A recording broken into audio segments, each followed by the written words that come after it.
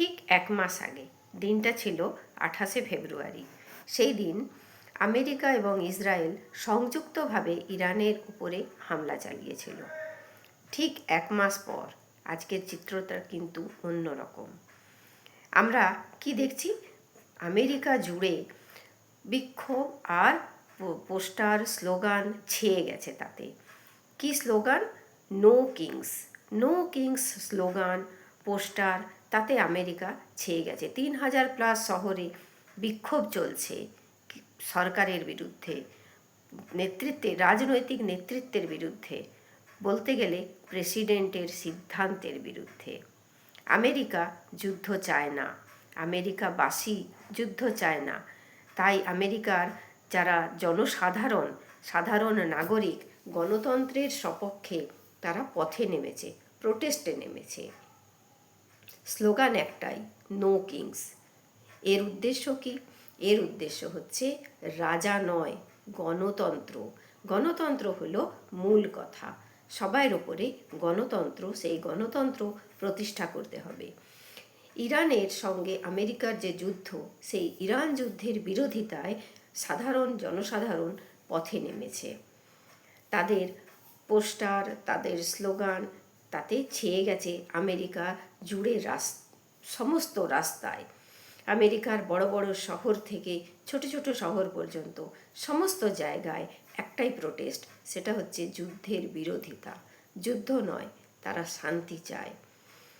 Iran যুদ্ধের বিরোধিতা করে, বলতে গেলে সরকারের এই যে যুদ্ধ নীতি বা প্রেসিডেন্টের এই যে সিদ্ধান্ত, একক সিদ্ধান্ত, আমেরিকাবাসীর মতে সেটা প্রেসিডেন্ট স্বৈরাচারের পথে চলেছেন। তার বিরুদ্ধে তাদের যে প্রোটেস্ট, সেই প্রোটেস্ট তারা তুলে ধরছে। তাদের উদ্দেশ্য একটাই, না দেশে গণতন্ত্রের প্রতিষ্ঠা করা।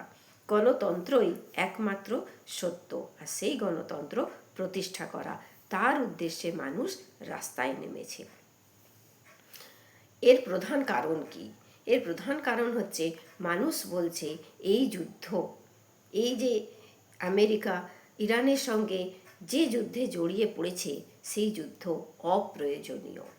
কেননা এই যুদ্ধে কেবলমাত্র প্রাণহানি আর ক্ষয়ক্ষতি, অর্থনৈতিক চাপ, এই যে বিপুল পরিমাণে অর্থের যে ব্যয়, সেই ব্যয় কিন্তু আসছে সাধারণ মানুষের ট্যাক্সের টাকা থেকে। তাই মানুষের বক্তব্য একটাই, যে সাধারণ মানুষের ট্যাক্সের টাকা যুদ্ধে খরচা না করে দেশের ভিতরে যে উন্নতি, সেই উন্নতি, নানা রকম সমস্যা, সেই সমস্যার সমাধানে সেই টাকা যেন ব্যয় করা হয়। খুবই যুক্তিপূর্ণ, খুব যুক্তিপূর্ণ তাদের এই প্রোটেস্ট বা তাদের এই সিদ্ধান্ত। এখন আমেরিকার একটাই দেখা যাচ্ছে, যে তাদের আমেরিকার মধ্যে সমস্ত জায়গা জুড়ে একটাই হচ্ছে, ভীষণ রকমের তাদের চলছে, না স্টপ দ্য ওয়ার মুভমেন্ট। তারা যুদ্ধ চায় না। যুদ্ধ বিশ্বের জন্য কেবলমাত্র ক্ষতি নিয়ে আসে, আর্থিক ক্ষতি, আর্থিক চাপ, সমস্ত রকমের প্রাণহানি, যত কিছু ধ্বংস, সব কিছু ক্ষতিকর জিনিস নিয়ে আসে। তাই যুদ্ধ চায় না। এই যুদ্ধের বিরুদ্ধে সরব হয়েছে সমস্ত আমেরিকাবাসী। কোথায় কোথায় বিক্ষোভ চলছে?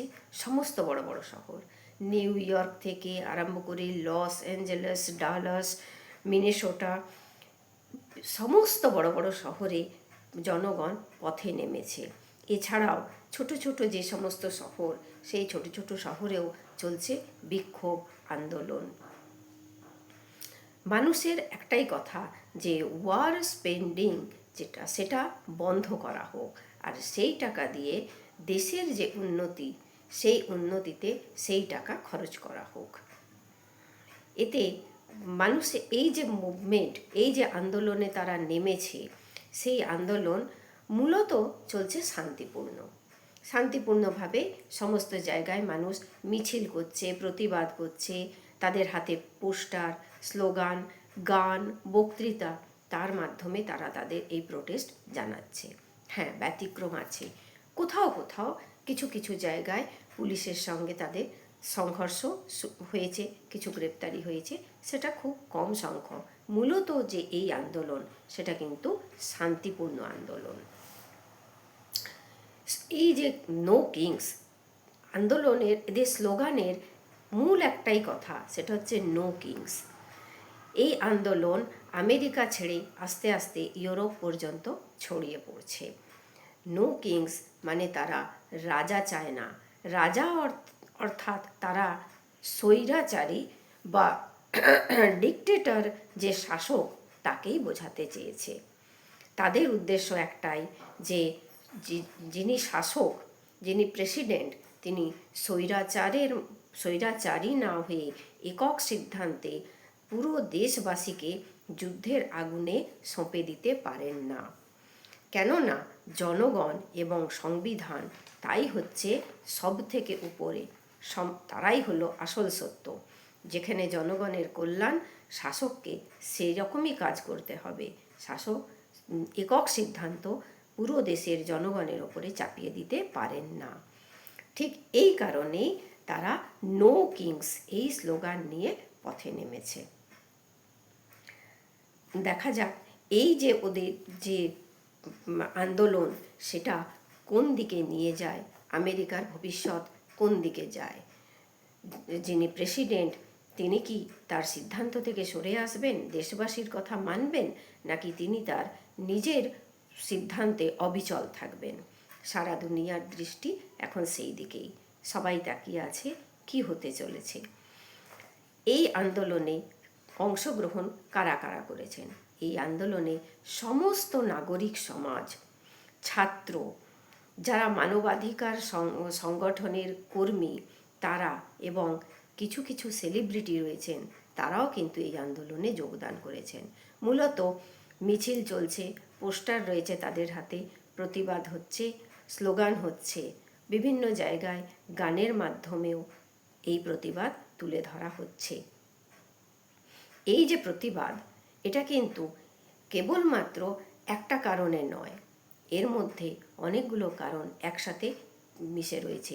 প্রথমত হচ্ছে যে ইরান যুদ্ধের যে বিরোধিতা সেটা রয়েছে, সরকারের যে স্বৈরতান্ত্রিক মনোভাব স্পষ্ট হয়ে ফুটে উঠছে তার বিরুদ্ধে প্রতিবাদ, এবং গণতন্ত্র প্রতিষ্ঠা করা, তাদের মূল লক্ষ্য হচ্ছে গণতন্ত্র প্রতিষ্ঠা করা। এই সমস্ত কারণকে নিয়েই এই নো কিংস যে প্রতিবাদ বা মুভমেন্ট সেটা কিন্তু হয়ে চলেছে। আমেরিকাবাসীর একটাই এখন উদ্দেশ্য, সেটা হচ্ছে স্টপ দ্য ওয়ার। তারা এই ওয়ারকে আর চায় না, এই অপ্রয়োজনীয় ওয়ার তারা তাদের দেশ থেকে ঝেড়ে ফেলতে চায়। তাহলে এইখানে স্পষ্ট হচ্ছে যে এই প্রোটেস্টে লক্ষ লক্ষ মানুষ তারা কিন্তু যোগদান করেছে।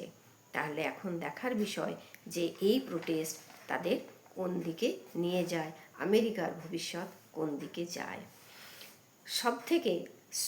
সবশেষে আমরা বলতে পারি একটাই কথা, যে ইতিহাস বলে যে মানুষ যখন পথে নামে তখন কিছু না কিছু অবশ্যই বদলাতে বাধ্য। তাই আপনাদের কি মতামত আপনারা কমেন্ট করে অবশ্যই জানাবেন যে আপনারা কি মনে করেন আমেরিকাবাসীর এই যে মুভমেন্ট সেটার সঙ্গে আপনারা কতখানি একমত, কমেন্ট করে অবশ্যই জানাবেন। যদি আমার ভিডিও ভালো লাগে একটা লাইক করবেন, চ্যানেলটাকে সাবস্ক্রাইব করবেন। সকলে ভালো থাকবেন, সুস্থ থাকবেন, আনন্দে থাকবেন, সকলকে ভালো রাখবেন। এই বলে আজকের আমার এই ভিডিও শেষ করছি। নমস্কার।